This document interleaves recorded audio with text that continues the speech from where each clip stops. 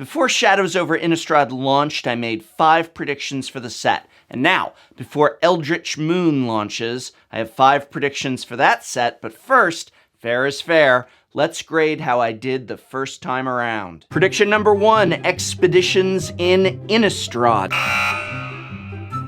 Prediction number 2, no reprints within the actual set of any noteworthy original Innistrad block cards.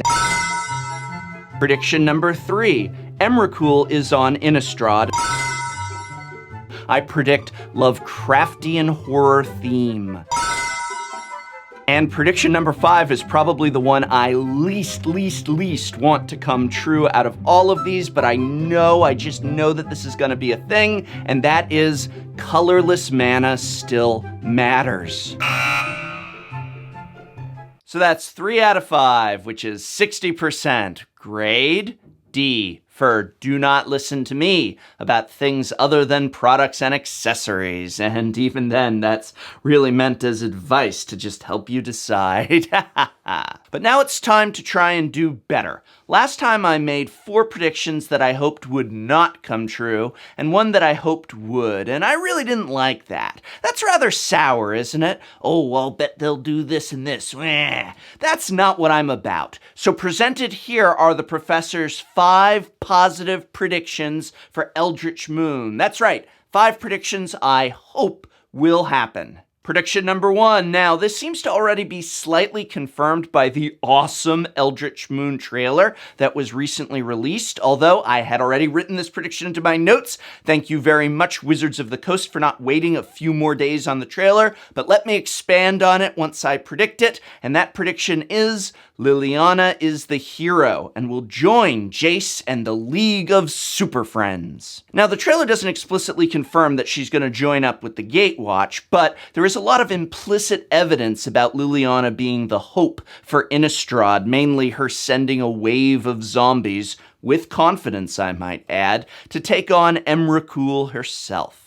There's also a delicious shot of the Super Friends failing against Emrakul and the Eldritch Horrors to indicate they aren't going to be able to handle this on their own. Now, while I am not much of a fan of the Gatewatch, I am super excited to see Liliana positioned as the absolute hero here. Not just because she's one of my favorite planeswalkers, but because we've gotten very little in the way of seeing black characters as anything other than untrustworthy evil. There's many selfish, many self-serving reasons to do good for others, and I look forward to the moment when the dust clears, and Liliana has saved not only Innistrad, but Jace and Gideon and Sorin, Chandra, Nissa apparently, and she turns to them all and says, "Now I need a favor from all of you."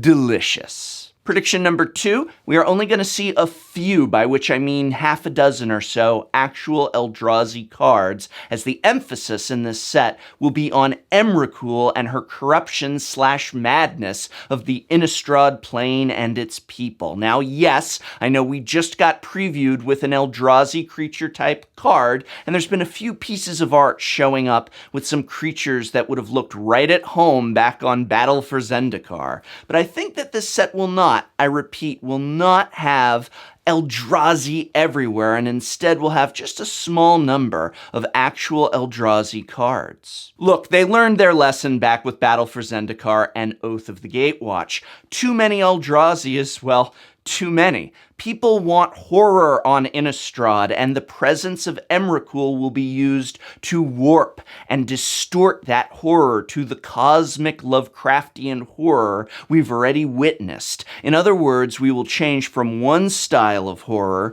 to another style of horror, but we will not swap out horror simply for the invading Eldrazi aliens that we exactly saw on Zendikar all over again. And also, when you hear my final prediction, you'll see why I feel that they don't want us to distract from Emrakul herself as a singular threat. But first, Prediction number 3, that which defines Innistrad, the undead horrors, will be its salvation. We are going to see zombies, werewolves, spirits, ghouls, vampires, and other undead horrors on Innistrad being largely unaffected by Emrakul and the perfect solution to her invading presence. Going back to my first prediction, this is largely why Liliana is going to have such an advantage to take center stage here. Why she says embrace the darkness, not fight back against it. On Innistrad, darkness is what is going to save you from Emrakul herself. Emrakul controls and corrupts the living, so it is Innistrad's most defining theme,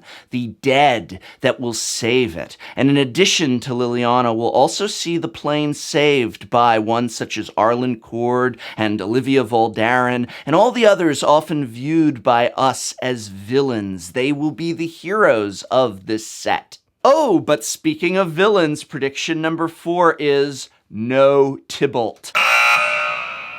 We are not getting Tybalt back in any way, shape, or form. No Planeswalker card, no mention of him on a card. He is not part of this story, and the story is already wonderfully rather dense and complex at the moment. So just adding, oh, and Tybalt, here he is, hanging around to it, just dilutes and distracts the audience. Besides, Planeswalkers have the infinity of the multiverse to traverse. Haven't we seen a bit too much of Planeswalkers never actually spending much time off their home plane? Let's see Tybalt return somewhere unexpected, where his nature and origin and flavor is a stark contrast to the setting he is on. That's the reason I think Tamiyo is such an awesome presence on Innistrad. She's so alien there, so foreign from a distant and very different world. She's a planeswalker. She has traveled from beyond the cosmos.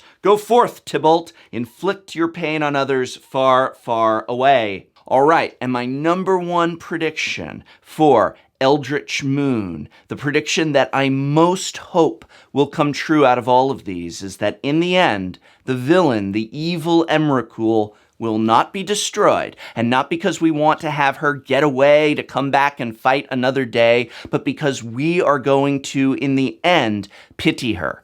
She is a being alone, and ultimately, we will realize that she has a place in this multiverse, and we will spare her. So one of the things that really resonated with a lot of players back in the Zendikar block was that Ugin said, don't destroy the Eldrazi. We do not understand them. We do not understand their role in the multiverse. Maybe their purpose actually serves some benefit. They are part of a larger unknown ecosystem, and to wipe them out completely could have unforeseen consequences. And then Jace ignored that advice and just destroyed them. So I'm wondering if we're about to see the reverse of those actions here. This is a letter that was spoiled to us by Wizards of the Coast that's supposed to create the flavor and the tension of this new cosmic horror that's coming upon the people of Innistrad. And though it seems to be the words of someone going quite mad, I see that it ends with, I am alive. And this strikes me not as the words of the person being affected that is writing this letter, but rather perhaps the collective of people around that person, as well as perhaps the thoughts and mind of Emrakul herself. And if Emrakul is indeed saying, I am alive, then does she not have a right to live? There's a great episode of Star Trek: The Next Generation where they track down this being known as the Crystalline Entity, actually very similar to what we're seeing with the Eldrazi, because the Crystalline Entity is this one-of-a-kind creature in the universe that goes and eats entire planets, devouring all the life, just the life off of them. But when they find it and begin to develop a way of communicating with it, they say, no, it's not our place to kill this creature. And I think that it would be really nice to see this magic set end with this idea of perhaps compassion and understanding. And yes,